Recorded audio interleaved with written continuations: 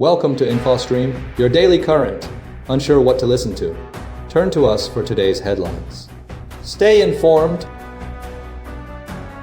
U.S. response to RSA appointment causes restrictions. Iranian protests intensify with government crackdown. U.S. considers military action in Iran. China and Canada ease tariffs. European allies deploy to Greenland. Uganda election results reveal Museveni's lead in violence. Ex-President Yoon found guilty of strengthened defense ties. Israel's Gaza borderline creates uncertainty. U.S. reduces tariff on Taiwanese and Tariff project taking case. Cuban-Venezuelan alliance terror. And review, Trump threatens Escalate as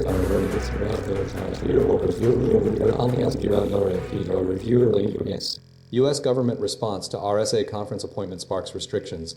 Recent developments within the U.S. government have led to restrictions on federal employees attending the RSA conference, RSAC in San Francisco, a prominent cybersecurity event. This response stems from the appointment of Jen Easterly as the new chief executive of RSAC, a move that has triggered a cautious reaction within the Trump administration's second term. Federal agencies, including the FBI and the White House Office of the National Cyber Director, have been instructed not to participate in the March conference. The decision reflects a broader pattern of the Trump administration's response to personnel appointments under the previous Biden administration.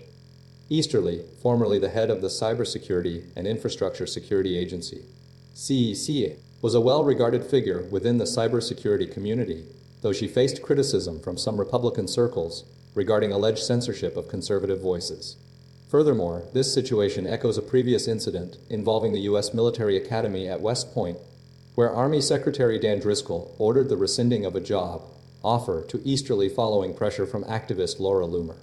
This demonstrates a heightened sensitivity within the administration to individuals previously associated with the Biden administration. The RSA conference remains a critical networking and career development opportunity for federal cybersecurity personnel, but the administration's reaction highlights a broader trend of strategic distancing from previous administration's personnel. The FBI and the White House Office of the National Cyber Director have not yet issued official statements regarding the decision. The RSA conference organizers have also not responded to requests for comment. The incident underscores the ongoing complexities of political dynamics within the U.S. government and the impact of personnel changes on key government initiatives. Iranian protests and crackdown. A growing crisis in the ongoing protests in Iran, sparked by economic hardship and government dissatisfaction, are escalating with increasing violence and a severe crackdown by security forces. Over 400 protesters have been killed, according to the U.S.-based human rights activist news agency, Sacharne, alongside 13 children and 153 security personnel. The situation is further complicated by a nationwide internet and communications blackout imposed by the Iranian government, severely limiting access to information and hindering independent verification of events. Reports indicate that Iranian security forces are demanding large sums of money from families of deceased protesters to release their bodies for burial, with some requests reaching hundreds of millions of tomans. This practice raises serious concerns about potential extortion and the denial of basic human rights. Many families are avoiding medical treatment for injuries sustained during protests, fearing arrest. The government's actions are fueling further unrest, and there is no apparent plan for executions, as stated by Iranian officials, although the detention of Irfan Soltani, a clothes shop owner, highlights the potential for judicial action. The U.S. government, under President Trump, is intensifying its response, threatening every strong action, and imposing sanctions on senior Iranian officials involved in the crackdown. Furthermore, concerns are rising about the spread of disinformation, as a U.S.-based disinformation watchdog NewsGuard has identified numerous AI-generated videos circulating online purporting to show protests. These videos, some with millions of views, are complicating efforts to accurately assess the situation on the ground. The internet blackout is a critical factor, limiting the flow of information and making it difficult to gauge the true extent of the violence and casualties. Despite these challenges, CNN has been able to connect with individuals on the ground through limited communication channels, offering glimpses into the ongoing crisis. The situation remains highly volatile, with no immediate resolution in sight, and the international community continues to grapple with how to respond effectively while safeguarding human rights. The escalating death toll and the systematic denial of basic rights underscore the severity of the situation and the urgent need for a peaceful and just resolution. U.S. weighs military action in Iran amidst crackdown. Recent developments reveal a tense standoff between the United States and Iran, primarily driven by the latter's violent suppression of protests and planned executions. President Donald Trump initially considered military intervention, spurred by videos of executions and reports of violence against protesters, leading to a period of heightened alert and potential military action. The U.S. Navy moved a carrier strike group towards the region, and intelligence reports indicated Iran was preparing retaliatory measures. However, Trump's stance shifted dramatically when he received assurances from Iranian officials that the planned executions were being halted, effectively ending the immediate threat of military escalation. This decision was influenced by concerns regarding potential casualties and the risk of triggering a wider, more protracted conflict. The situation was further complicated by the involvement of key international actors. South Korea, Israel, and Saudi Arabia all played roles in advising the president, with Israel urging caution due to the potential for a prolonged conflict and concerns about Iran's missile defenses. Saudi Arabia, a key U.S. ally in the region, expressed a desire for a peaceful resolution and a minimization of damage. Throughout the crisis, the U.S. military maintained a heightened state of readiness, moving assets into the Middle East to demonstrate a credible threat of intervention. However, the shift in Iranian assurances allowed the administration to de-escalate the immediate situation. Despite the cessation of the executions, concerns remain regarding Iran's broader crackdown on protesters and potential retaliatory actions. Intelligence reports indicate Iran is preparing options to target U.S. bases in Iraq and Syria, adding another layer of complexity to the situation. Ultimately, the U.S. administration is adopting a cautious approach, monitoring the situation closely and maintaining a state of readiness while awaiting a clearer picture of Iran's intentions. The administration's decision-making process is heavily influenced by the potential for escalation and the desire to avoid a protracted conflict in the volatile Middle East. The administration is weighing the risks of military intervention against the possibility of further destabilizing the region. China and Canada announced tariff relief following high-stakes meeting. Recent developments have seen a significant shift in relations between China and Canada following a high-stakes meeting in Beijing between Prime Minister Mark Carney and Chinese leader Xi Jinping. The meeting resulted in a substantial reduction of tariffs, marking a reset in their previously strained relationship. Canada will now allow up to 49,000 Chinese electric vehicles into the market at a 6.1% tariff rate, a rollback from the previous 100% tariff imposed in conjunction with the United States. Furthermore, China is expected to reduce tariffs on Canadian canola seed to approximately 15% by March 1, reversing a measure that severely impacted Canadian farmers. Other products, including lobsters and peas, will also see tariff reductions. The agreement follows years of trade tensions, initiated by Canada's arrest of Huawei executive Meng Wanzhou in 2018 and subsequent detentions of Canadian citizens in China. The tariffs were a retaliatory measure following the arrest. The meeting signaled a renewed focus on economic cooperation, with discussions encompassing clean energy, technology, agri-food, and wood products aiming to elevate Canadian exports to China by 50% by 2030. Prime Minister Carney's visit, the first by a Canadian leader in nearly a decade, reflects a strategic effort to diversify Canada's trade relationships away from the United States, a move prompted by uncertainty surrounding former President Trump's tariffs. The deal represents a new strategic partnership aimed at improving the multilateral system, which has faced considerable strain. Both countries acknowledge progress in resolving trade issues through consultations. The reduction in tariffs is anticipated to stimulate Chinese investment in Canada's auto industry. The agreement represents a significant step towards repairing economic ties and addressing long-standing trade disputes.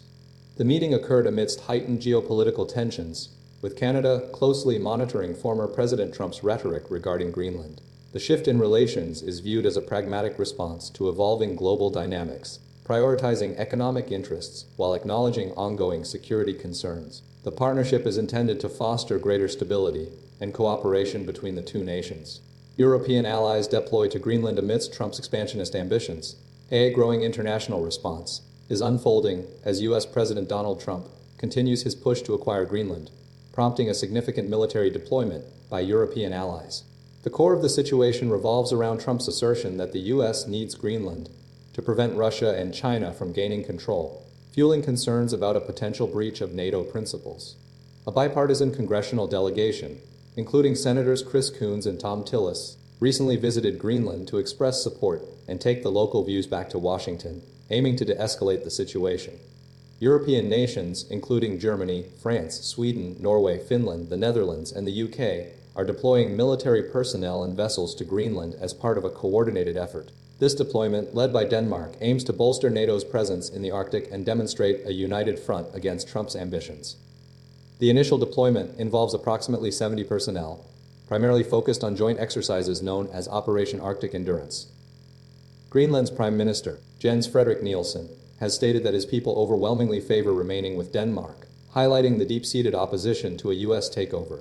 The U.S. already maintains a military base in Greenland, with up to 150 personnel, and possesses the authority to increase this number under existing agreements with Denmark. Several European nations are sending military liaison officers and soldiers to Greenland, primarily for fact-finding missions, and to increase NATO's defense capabilities in the region. The UK, France, Germany, and the Netherlands are also conducting exercises to deter Russian and Chinese aggression in the high north.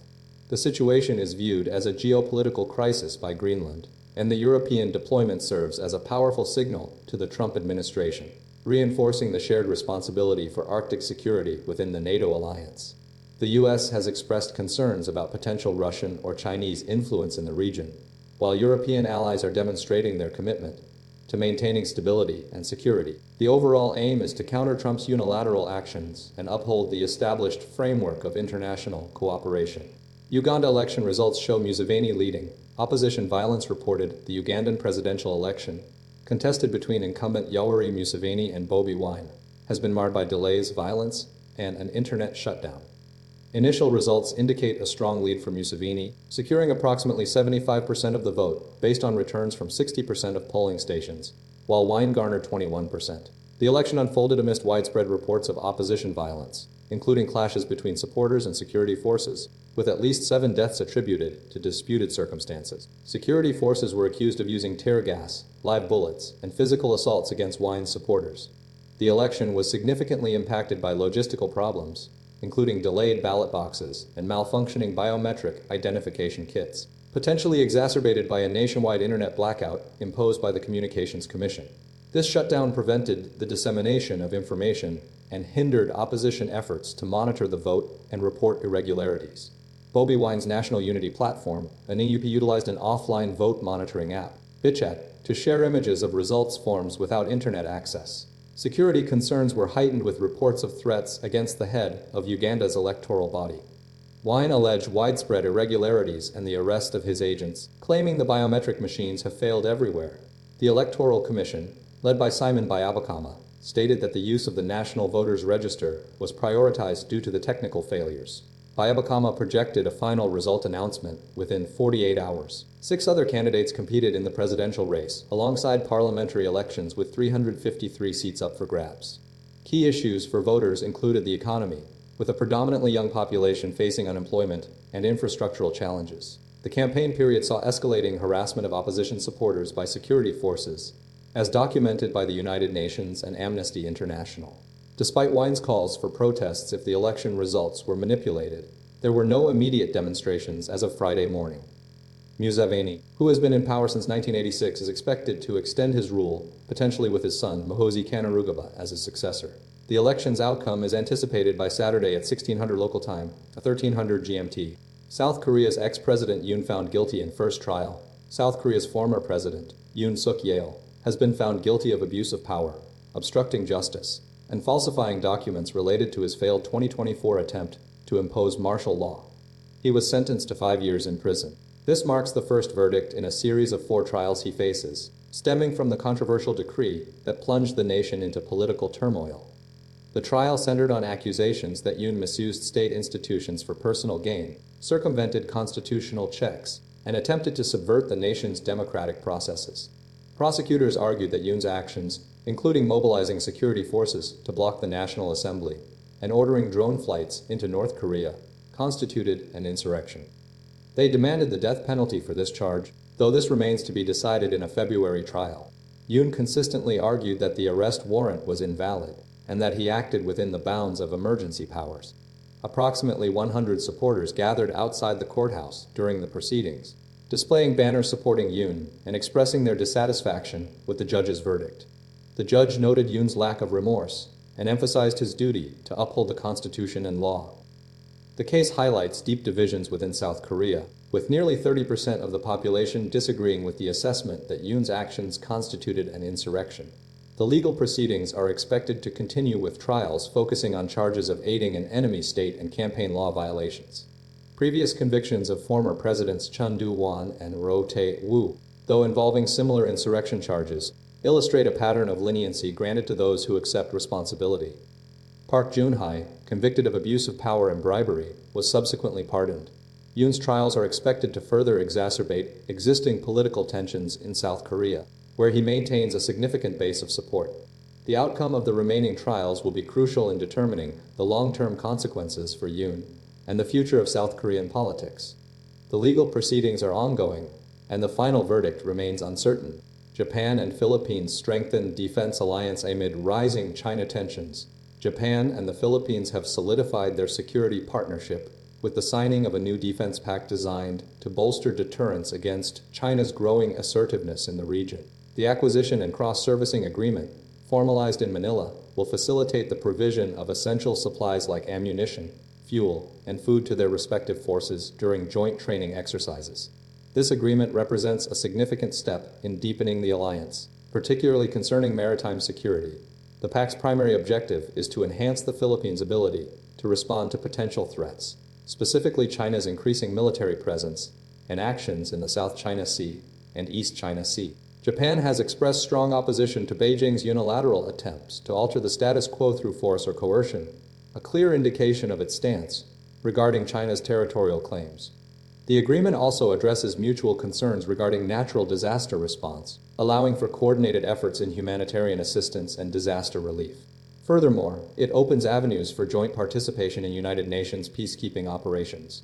This collaboration builds upon previous agreements, including the Reciprocal Access Agreement, RSA, which permits the deployment of forces to each other's territories for larger combat exercises, including live-fire drills. Negotiations are ongoing for another agreement aimed at boosting the security of highly confidential defense and military information. President Ferdinand Marcos Jr. and Japanese Prime Minister Shigeru Ishiba initiated these discussions last year, reflecting the strategic importance placed on information sharing. Tensions are high due to ongoing confrontations between Philippine and Chinese Coast Guard ships in the South China Sea, coupled with China's repeated incursions into Japanese claimed waters in the East China Sea. The United States has repeatedly voiced concerns over China's escalating actions. This alliance represents a critical component of the Indo-Pacific region's security architecture, solidifying Japan and the Philippines as key allies in countering regional instability. The deepening security relationship underscores the need for continued diplomatic efforts to manage tensions and maintain stability in the contested waters. Israel's shifting yellow line fuels Gaza uncertainty. Recent reports and satellite imagery reveal Israel's deliberate movement of concrete yellow line markers deep into Gaza, creating confusion and escalating tensions amidst the ongoing ceasefire. Defense Minister Israel Katz's warning about consequences for crossing the line has been demonstrably acted upon, with Israeli forces shooting at individuals approaching the markers on at least 69 occasions, as documented through IDF Telegram posts. These incidents include the deadly strike on a school sheltering displaced people in Al-Tufa, killing 5, including children, and the killing of 17-year-old Zahir Nasser Shamia near Jabalia camp, where he was run over by a tank. Another tragic incident involved the deaths of 2 children while collecting firewood. These actions are part of a strategy to visually mark a new borderline, according to IDF spokesperson. The movement of the yellow line markers, averaging 295 meters deeper within the strip, is driven by an assessment of the operational situation and a desire to maintain control. The IDF rejects claims of a deliberate shift, stating they are visually marking the line in accordance with the ground conditions. However, analysts, such as Middle East security expert Andres Krieg, view the tactic as territorial engineering, allowing Israel to shift Gazan living and farming areas without formal announcements. Furthermore, Israeli military vehicles have repeatedly operated beyond the mapped yellow line, including armored personnel carriers and bulldozers observed at the Bani Suhaila roundabout and tanks and excavators positioned near Beit Lahia, often accompanied by demolitions of nearby buildings. The IDF attributes these actions to eliminating suspicious individuals or Hamas fighters approaching troops. The shifting nature of the yellow line has created a precarious situation for Gazans, with one resident describing being trapped behind the markers, facing terrifying shelling and gunfire. The ongoing movement raises concerns about the potential for further escalation and highlights the challenges in maintaining stability within the region. The IDF's actions are consistently documented through satellite imagery and verified reports, fueling anxieties about the future of life in Gaza. Ethiopia-Eritrea tensions escalate over Amhara rebel arms. Recent developments have significantly heightened tensions between Ethiopia and Eritrea, primarily fueled by accusations of Eritrea supplying arms to the Fano rebel group operating in the Amhara region. Ethiopian police announced the seizure of over 56,000 rounds of ammunition, tracing its origin to the Shabiya government, Eritrea's ruling party. This action followed the arrest of 2 suspects involved in the illicit transfer. The investigation confirmed the ammunition's link to Eritrea, escalating the already fraught relationship between the two nations. The seizure occurred amidst a broader war of words, with both sides accusing each other of fabricating justifications for potential conflict. Eritrea vehemently denies the accusations, labeling Ethiopia's actions as floating false flags intended to provoke an attack. Eritrean President Isaias Afwerki directly accused Prime Minister Abiy Ahmed's Prosperity Party of declaring war, asserting Eritrea's commitment to defending its nation. The conflict stems from a complex history of disputes, including a 1993 secession and a subsequent border war that claimed over 100,000 lives. Ethiopia's long-standing desire for access to the Red Sea through Eritrea has been a major source of contention. Prime Minister Abiy Ahmed's declaration in 2023 that access to the sea was an existential matter further inflamed tensions, a position Eritrea dismissed. Despite Abiy Ahmed's stated intention to resolve the issue through dialogue, the situation remains precarious. The Fano rebels, controlling significant territory in the Amhara region, add another layer of complexity. Eritrea's previous denial of involvement in Ethiopian affairs has been challenged by the latest evidence. The historical animosity, coupled with the ongoing insurgency and competing territorial claims, underscores the deep-seated distrust between the two nations and the risk of renewed conflict. The international community watches closely as Ethiopia and Eritrea navigate this volatile situation, seeking to prevent further escalation and maintain regional stability. U.S. reduces tariffs on Taiwanese goods following semiconductor investment, though the United States has finalized a trade agreement with Taiwan, reducing tariffs on Taiwanese goods to 15%, in exchange for a commitment of at least $250 billion in investments aimed at bolstering domestic semiconductor production. This move represents a significant step towards achieving U.S. self-sufficiency in the critical semiconductor industry. The Commerce Department announced the agreement, highlighting the Taiwanese semiconductor and technology enterprises' pledge to make substantial new, direct investments within the U.S. A key element of the deal involves carve-outs from existing tariffs for Taiwanese semiconductor companies investing in the U.S., particularly concerning the operation of a newly established plant in Arizona, currently producing chips for major tech firms like NVIDIA, Apple, and AMD. This factory was largely supported by $40 billion in U.S. government subsidies allocated during the Biden administration. Commerce Secretary Howard Lutnick emphasized the agreement's potential to encourage further expansion by companies like TSMC, the dominant global semiconductor manufacturer, and to broaden the overall supply chain, potentially attracting smaller businesses to relocate to the U.S. Taiwanese government financing of $250 billion is also part of the agreement, designed to support investment within the U.S. This development follows a period of heightened concern over semiconductor supply chain vulnerabilities exposed during the COVID-19 pandemic.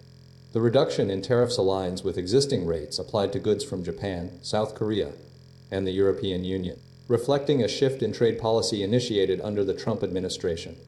However, the Supreme Court is currently reviewing a challenge to these tariffs, arguing they represent an overreach of presidential power. The deal underscores the strategic importance of Taiwan's role in the global semiconductor market and represents a concerted effort to secure the U.S.'s technological future. India's ambitious rare earth magnet project faces significant challenges. India's government recently approved a 73 billion rupee, a 800 million plan to establish domestic production of rare earth magnets, aiming to reduce reliance on China and bolster strategic supply chains. This initiative targets producing 6,000 tons of magnets annually within 7 years, driven by anticipated doubling of domestic demand. However, experts caution that success hinges on rapid technological mastery, material sourcing, and scaling capabilities. Currently, India imports 80–90% of its magnets and related materials from China, representing a substantial dependence highlighted by China's export restrictions that disrupted automotive and electronics industries. A critical obstacle is India's lack of industrial expertise in magnet manufacturing, contrasting with established players like Japan, South Korea, and Germany. The project necessitates strategic partnerships for technology import, workforce skill development, and subsequent capability building. Investment alone is deemed insufficient without a robust research and development foundation, as emphasized by Dr. P.V. Sundar Raju. Several research centers, including the Baba Atomic Research Center facility inaugurated in 2023, and a plant backed by public and private partners, are being developed, but initial output remains unconfirmed.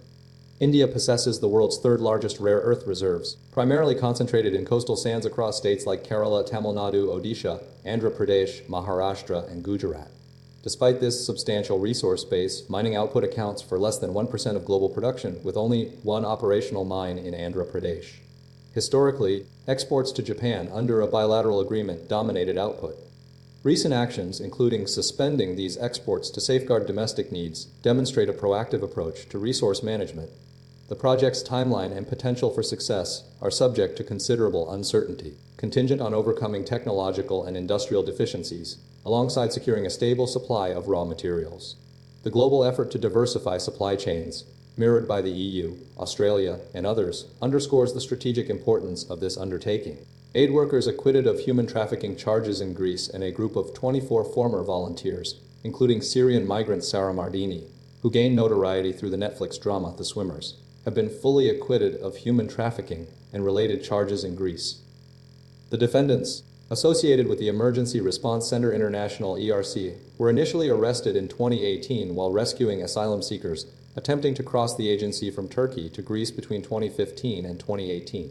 The charges stemmed from their actions during a period of significant migration activity. The trial, which concluded last month, focused on accusations of facilitating illegal entry into Greece, money laundering, and membership of a criminal organization.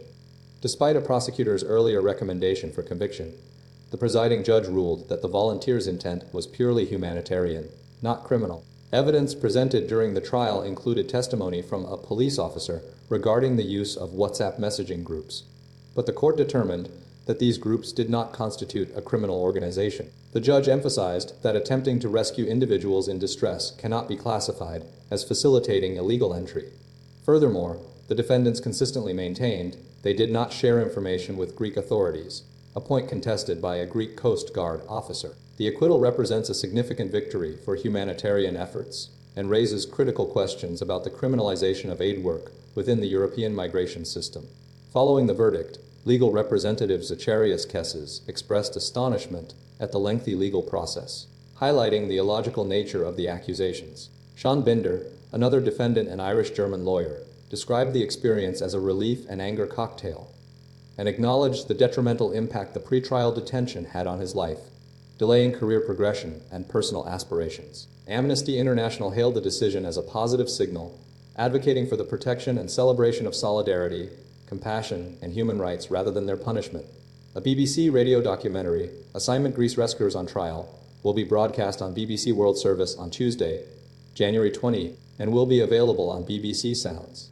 The case has sparked broader debate about the legal framework surrounding humanitarian assistance and the responsibilities of European nations in responding to migration crises. Cuban losses in Venezuela sparked reassessment of alliance. Recent events involving the deaths of 32 Cuban troops in Venezuela have triggered a significant reassessment of Cuba's alliance with Venezuela and its broader geopolitical strategy. The funeral procession in Havana, attended by high-ranking officials and civilians, marked the largest loss of Cuban combatants attributed to the U.S. military since the Bay of Pigs invasion in 1961, highlighting the rarity of direct confrontations. The operation, involving Delta Force soldiers, resulted in no U.S. casualties, underscoring the disparity in training and equipment. Crucially, the incident forced the Cuban government to acknowledge the presence of Cuban intelligence officers within Venezuela's security apparatus, a previously denied reality.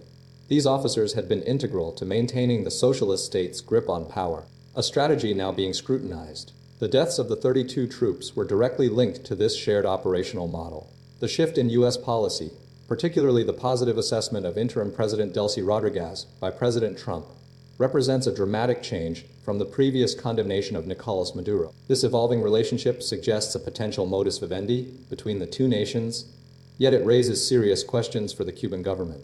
Victor Drake, a contemporary of Fidel Castro and Che Guevara, provides a historical perspective, drawing parallels to the Bay of Pigs invasion and asserting that a repeat attempt would provoke a fierce and unexpected Cuban response. He believes that any U.S. attempt to invade Cuban soil would be met with a hornet's nest, emphasizing the potential for a vastly different outcome than the Venezuelan operation. The incident underscores the vulnerability of Cuba's alliance with Venezuela and the potential for further strategic shifts as the U.S. administration reevaluates its approach to the region.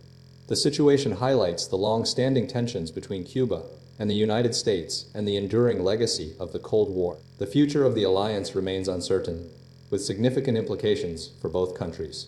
Trump threatens Insurrection Act in Minneapolis amidst ongoing protests. Tensions remain high in Minneapolis following the fatal shooting of Renee Nicole Good by an IC agent last week, sparking widespread anti-IC protests and escalating federal involvement. President Donald Trump has threatened to invoke the rarely used Insurrection Act to quell the unrest, citing an attempted murder of federal law enforcement and labeling the situation as an insurrection. The administration contends the agent acted in self-defense after being attacked by Venezuelan nationals wielding a shovel and broom handle. The Insurrection Act, a 19th-century law, allows for the deployment of active-duty military personnel for law enforcement duties within the United States. The administration has previously utilized National Guard deployments to various cities, but this marks a significant escalation. Approximately 3,000 federal officers are currently deployed in Minneapolis, and the FBI is offering a $100,000 reward for information related to the theft of government property and destruction during the protests. City officials, including Mayor Jacob Frey, have strongly condemned the federal response and accuse ICE of perpetuating a cycle of violence. Minnesota Governor Tim Walz has urged Trump to turn the temperature down. A public opinion overwhelmingly opposes the potential invocation of the Insurrection Act. Multiple polls reveal that a substantial majority of Americans believe the shooting was unjustified and that ICE's actions are contributing to the problem. Concerns extend beyond the immediate incident, with many perceiving the government's heavy-handedness as a broader issue. Furthermore, Trump's previous deployments of the National Guard to other cities have faced significant public opposition, suggesting a lack of support for further military intervention. His approval ratings concerning crime have also declined. The administration's heavy reliance on federal law enforcement and the National Guard has been viewed as exacerbating tensions rather than resolving them. The situation in Minneapolis is considered a high-stakes political risk for Trump, potentially fueling further unrest and damaging his standing with the American public. The prospect of a military crackdown is viewed as a significant liability, particularly given the existing public sentiment against federal intervention. The administration's strategy faces considerable challenges and risks, and the unfolding events will undoubtedly be closely monitored.